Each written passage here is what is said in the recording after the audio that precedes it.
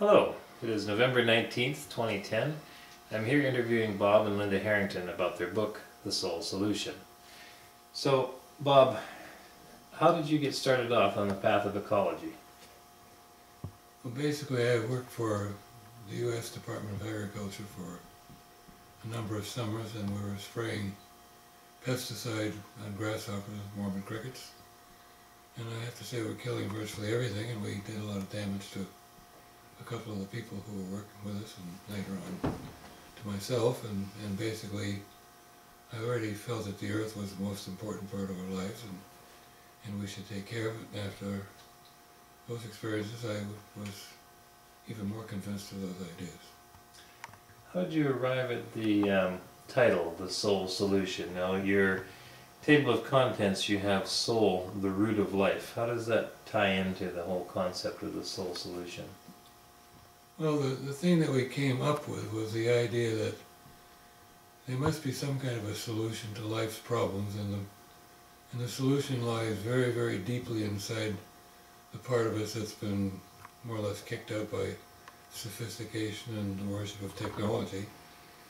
And I came to the conclusion that there was nothing more important than the earth, and that we are basically earthlings along with everything else that lives on earth. And I felt it sort of a miserable thing that people are tearing things apart and nobody's saying, hey, what are we doing to this planet that feeds us and clothes us and gives us all our fresh air and our water. So that's more or less where we got started on that idea. The Soul Solution is an overview, is it not, of our impact on the planet, and but more importantly, how we should address our own behavior and change that behavior to foster a better future for ourselves? Yeah, it is an overview, and I'll say that in writing it and talking about it, we decided that the Soul Solution, spelled S-O-U-L, is also the only solution, which would be spelled S-O-L-E. And the idea that we had is that we had to more or less escape from all the trivia that dominates our lives and get right back inside ourselves and say what keeps us going, and then the only answer you can come up with is it's the earth with all its benefits to us, plus the sun, which provides the energy for our lives. And so it's just getting back to where we came from, so to speak. Linda, you co-authored The Soul Solution with Bob Harrington, and I see that you've got a foreword by David Suzuki. So how does that tie into the whole picture, and how do your own beliefs coincide with Bob's with respect to our impact on this planet? Well, we've been working together for many years on ecology and on trying to do things a little bit better so that we can protect the earth a little bit. And David Suzuki was wonderful enough to write a foreword for the book, so we were really pleased with that. But one of the things that I really enjoyed doing about the book was, I think it's chapter 5, where we talk about a clear cut that we bought. And this was 43 acres of land that had been devastated by logging.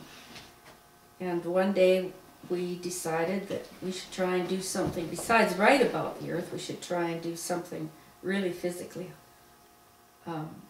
beneficial. So we bought that clear cut, and for the last 20 years we've been replanting it, cleaning up the mess the loggers left behind, cleaning up a beautiful little creek going through the property that was dammed with, I think, 5 or 7 dams.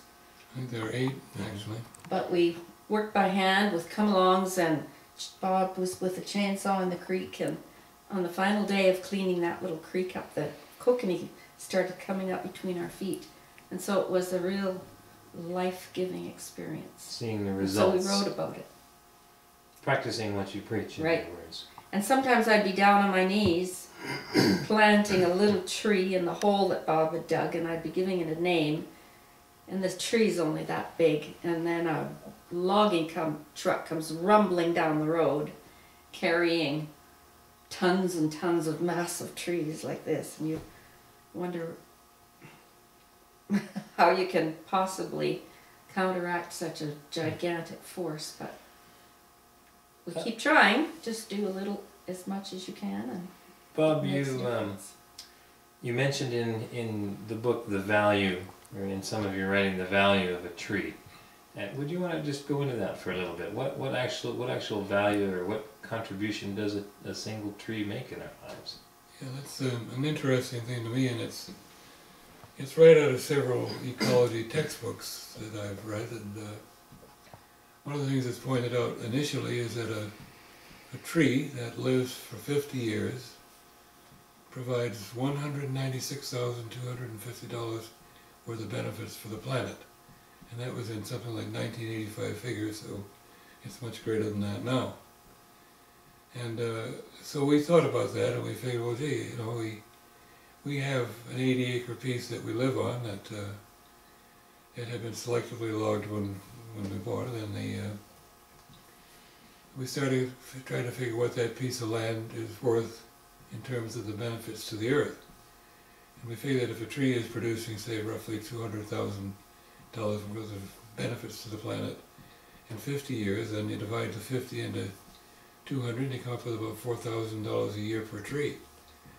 And then we calculated, taking average figures and whatnot, that we have about 75 acres in trees, and they're maturing trees, and they're about 300 to the acre, according to the average and general figures I've read about.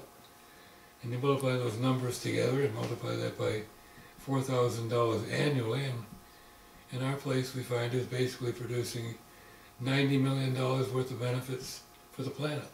And I like that idea. If I've got a religion, that's it. I'd like to give something back to the planet that keeps us all going. So, maybe tell us a little bit about what those benefits might be. What are those actual benefits?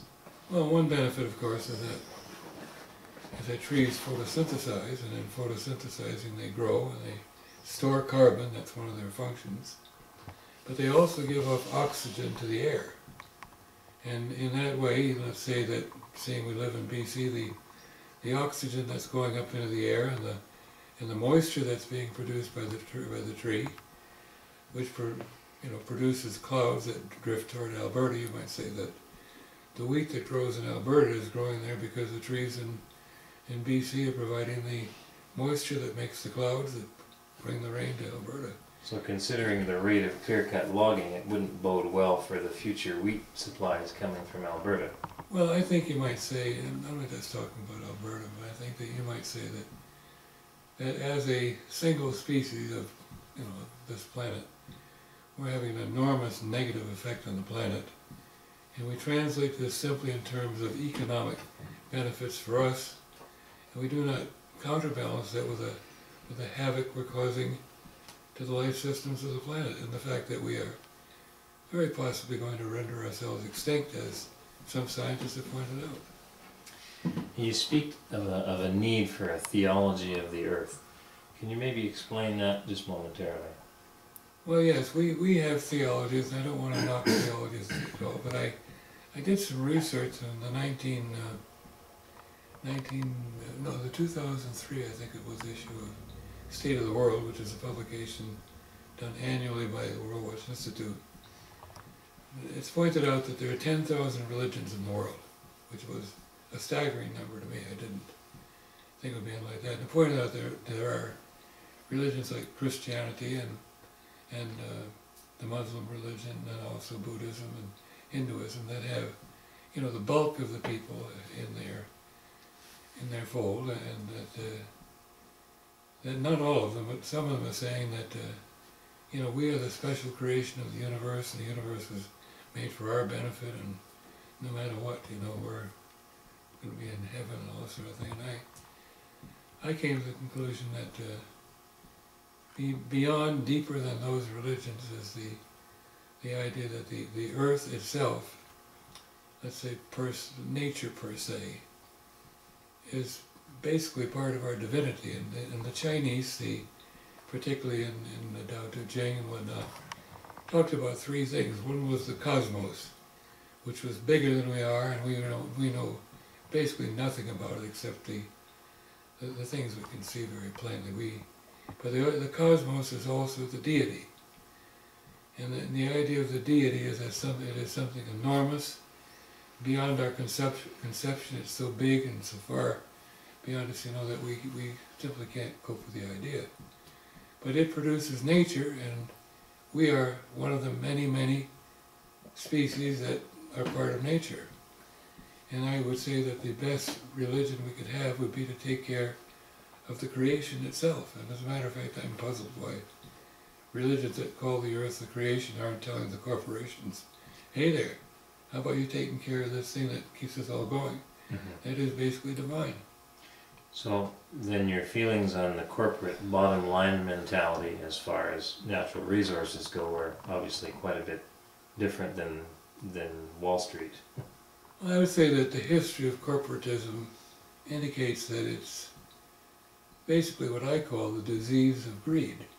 The disease has been fostered by greed, in which those people who egotistically assume they're far more important than other people feel that the bulk of everything on the earth should go to them and to their wealth, and I think we're living in a kind of a psychopathic world where we're addicted to monetary things, while at the same time we're cutting the ground out from under our feet. Right. Linda, if a person wanted to get a copy of The Soul Solution or one of your other books, which we'll go into on another interview, where might they email you or contact you? Right, they could email us at whiteoakpress@juno, that's JUNO.com. whiteoakpress@juno.com. Right. For a copy of The Soul Solution. They're $19.95. $19.95. I want to thank you both, and we'll close there. Thanks, Nelson. Yeah, thanks very much.